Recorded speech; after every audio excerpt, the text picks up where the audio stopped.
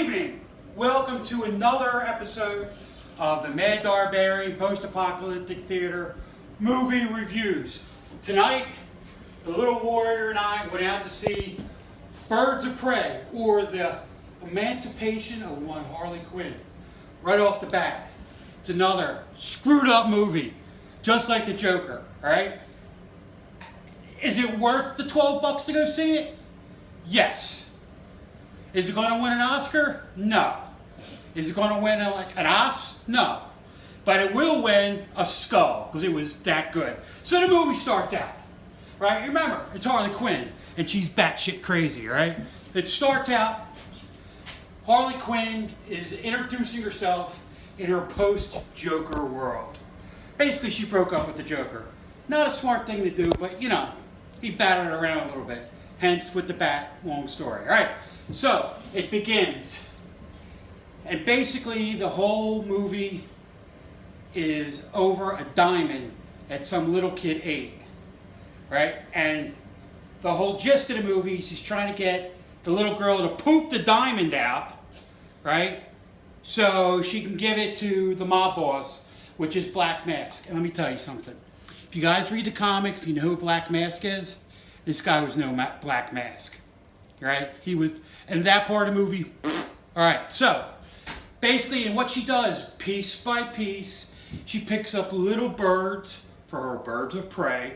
One's Renee Montoya. You guys know from the comics, she's a cop. She's Hispanic, and she's like no bullshit cop. Great character. Later played her older version of it. Yeah, it was all right. Then they had, this one girl who was playing Black Canary, right? Her name, and she was pretty much the character from the comics, right? But she could sing. Oh my God. They had her singing in the Black Mask Club. And let me tell you, woo! It was some good singing, right? Then they had the Huntress. Now, if you know the story of the Huntress is the daughter of a mob boss, right?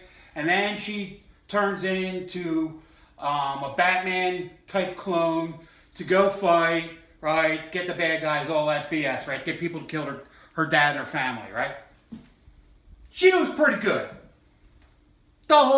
She couldn't get out and tell her name, But, so, right, they had action sequences where they're fighting. And let me tell you, they were choreographed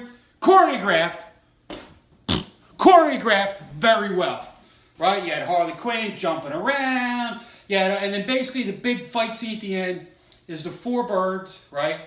And the little girl who still hadn't pooped out the diamond yet. So, they get in this huge fight, and they're fighting Black Masks, and they're fighting the cops, and they're fighting everybody, and Harley Quinn gets on roller skates, and she's riding through town. It's all like one big crazy, screwed up fight scene, which was fantastic to watch. Then it gets down to the end, and the guy who played Black Mask, spoiler alert, gets his ass blown up. Which is kind of good, because if they actually have the Black Mask in a regular Batman movie, I don't want that guy playing the Black Mask. He was horrible. Right, the Black Mask is a badass. He's sort of like the Joker, but the mob boss kind of Joker. Right? So, all said and done, what do you think? What do I think? Let me tell you what I think, right? I give it 4 skulls of my enemies out of 5. It's a worth watch.